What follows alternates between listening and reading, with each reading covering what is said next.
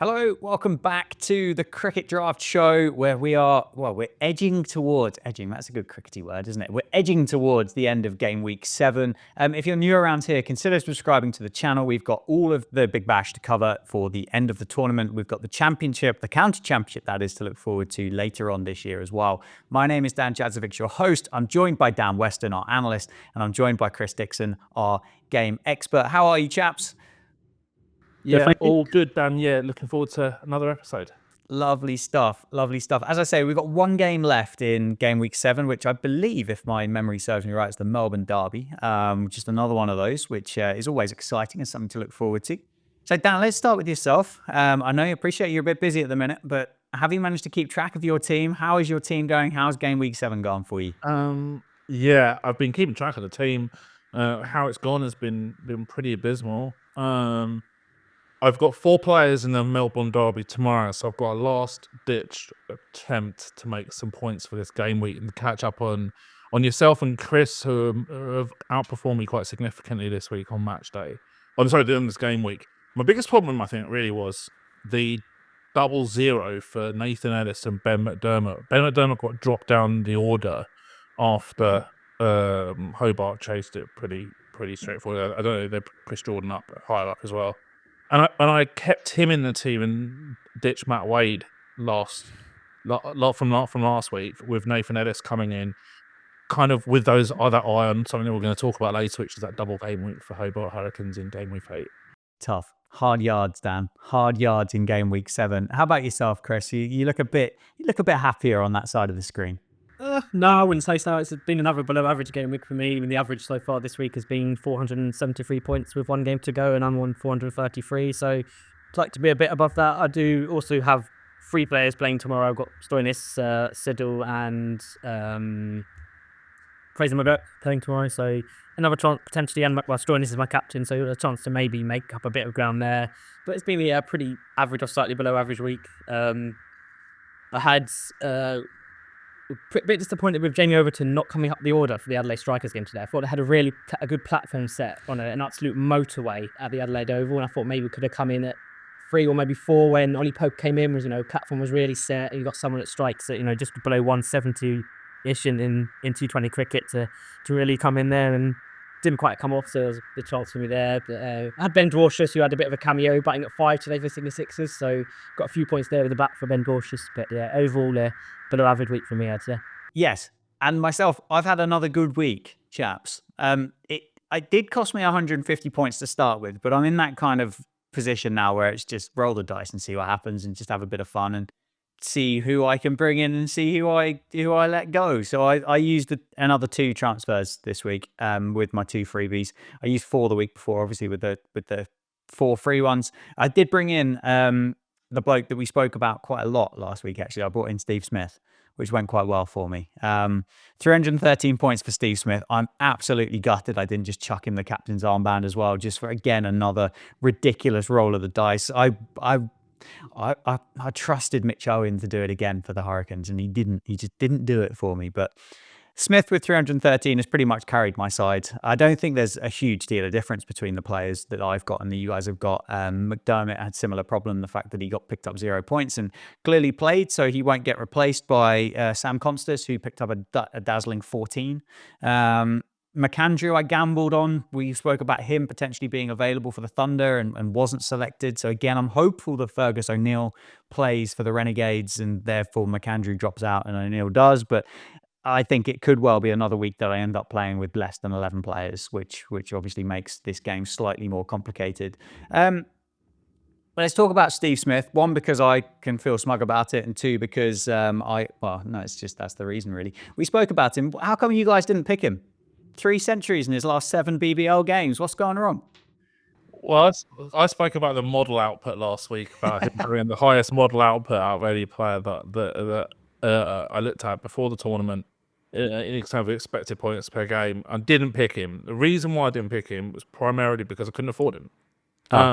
Because I wanted to keep 3 Hobart Hurricanes players in my team ahead of the Game Week 8, where they've got double game week. So that pushed me to bring in Nathan Ellis and I bought in Sam Constas as well because obviously he's considerably cheaper than Steve Smith. So yeah, a bit of a one that got away from me really done this week. But I have a batting vacancy next week, so you never know.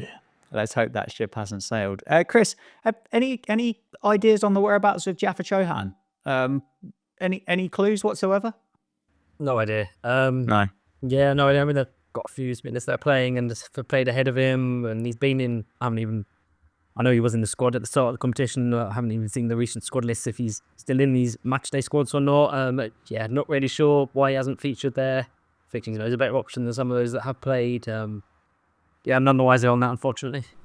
Wild. Absolutely wild. Well, I think it's wild anyway, and I think probably the three of us were so excited to see him play and just hasn't quite materialised, which is a shame. In terms of our little league, let's call it, and positions overall, Chris, I'm delighted to tell you that you are still first. I think you regained first place. I can't really remember from last week. I think when we recorded, I think you were second, and then you took back over, and there we are. But yeah, 433 game week points, 4,601 overall, which unfortunately does drop you down from 246th to 287th in the Big Bash game, which is still incredibly impressive, I think. Dan, you're in second place, 289 points this week, 4,491 overall. 231st, you have dropped a distance to 346th, but as you said, you do have 4 players to look forward to go this week. And myself, 537 points this game week, 3,854. So again, I think I might have chipped a few points off you both, but again, I need a few more weeks in this tournament up to 648th from 685th. But yeah, there's where we are. There's our little league, and it's quite good fun. I think, Chris, you can probably just start kind of thinking about where you're going to put the trophy. Although there is only about 100 points between the two of you. I don't know. Are you clearing the mantelpiece yet? Too early for that. You backing yourself, Dan, to bring yourself back? Well, a little bit, yeah, because I've basically got Ben Duckett and Will Sutherland to earn me points as a differential tomorrow compared to his Stoinis. So I'm 2v1. I'm backing those two to outperform Stoinis in isolation this week. Narrow the gap between Chris. Whether that's enough to overtake him, I don't think so. Probably not. But yeah, I want to be breathing down his neck ahead of game week 8. Looking over your shoulder? It's the gap is it's not massive. It's certainly I'm not comfortable at all. This is more than capable of overtaking me there. So yes, I certainly have one eye on that. But try to keep my eyes forward, push ahead. It's the real trophy that we all want in the Big Bash, chaps. Let's be honest. Who wants the trophy that they're going to pick up in Australia? This is the one that you're after. And then with that in mind, we're obviously going to look ahead to game week 8. There's a few bits to talk about. The obvious being that the Hurricanes have got a double game week, and the fact that the Melbourne Stars don't have one at all. So actually, listening to the teams that you guys have got, there's going to be some players that are probably going to be chopped out of this lineup for game week 8 and possibly for the rest of the tournament with the Stars in mind. But Dan, I'll start with yourself. What are you thinking about? What are you looking at for game week 8? And what changes might you be making? Well, for me, it's pretty straightforward, really. I've got 2 Stars players. They don't play. And yeah, that's it. Easy game. Siddle and Duckett out. Probably Steve Smith in and the bowler in. You're definitely going to go for Steve Smith this time? I'm not definitely, but yeah, probably. Not tempted by one of the new overseas coming in? No, not really. Oh, okay then. Chris, on the back of the model, actually should really have done that before, but yeah, don't really have a choice. Chris, how about yourself? Yeah, I'm probably going to take at least one of the 2 Stars players out, probably with Michael Stoinis, just to kind of have a bit more budget in there. But I've also got a few players with injury clouds over them and a few players that aren't playing, so I'm still in the position where I want to get a solid squad sorted. With all these injuries that are happening and people batting in different positions and overseas coming and going, I'm still don't have a completely stable squad where I can just make my transfers based on the coming game week. I've got to get rid of players that aren't playing or aren't going to feature and bring in those that are playing, and then double game week. So I'm still not in a position where I can, just focus on what I want to in terms of the long term. But yeah, probably one of the Stars players out, and then maybe another, I don't know, maybe take out one of the players that's not playing on my bench, one of the cheaper players, and bring in another cheaper player that's playing, just to make sure I've got a few options on the bench going forward, and then hopefully eventually get in a position where I can start to look forward towards the knockout stages. You both got the 12th player Googly to use as well. Is that going to feature this week? For me, I think unlikely at the moment. I don't really have enough faith in the bench options that I have got to really think that's viable. I'm probably going to be using that in one of the later game weeks, I would have thought. Yeah, same for me. I don't have the bench at the moment to feel that that's worth playing. Yeah, fair enough. Fair enough. I've got obviously a bit of a head scratching situation with Ben McDermott. Nathan McAndrew as well is potentially although if Fergus O'Neill plays, then I've got a bit of a cheap kind of quick fix around that way. I think probably McDermott could be replaced potentially with Tim David, who is flying up the point scoring charts for the Hurricanes. I don't see any logic to take out a Hurricanes player this week. That makes no sense to me whatsoever.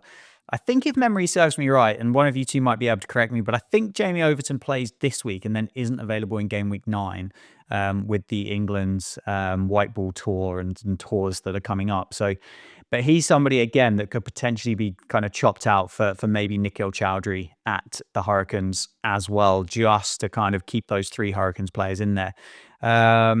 But yeah, I don't have to worry about the Stars because I lost faith in them weeks ago. I dumped all of my Stars players out a long time ago.